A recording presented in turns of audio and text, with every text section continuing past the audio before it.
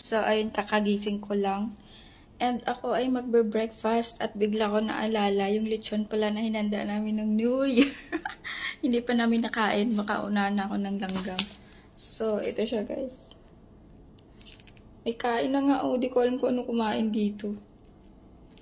So, ayun, i-chop natin, baka makunat na. Hindi na siya crunchy.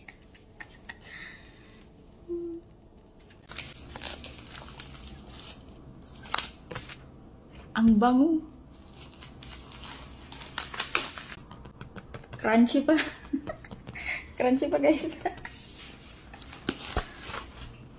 Ba? Mukha siya talagang lechon.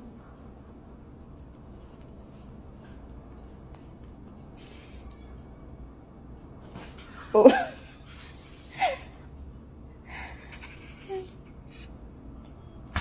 Tikman natin kung crunchy pa. Makunat na guys. Hindi na sa crunchy, makunat na. Pero masarap. Bread lechon.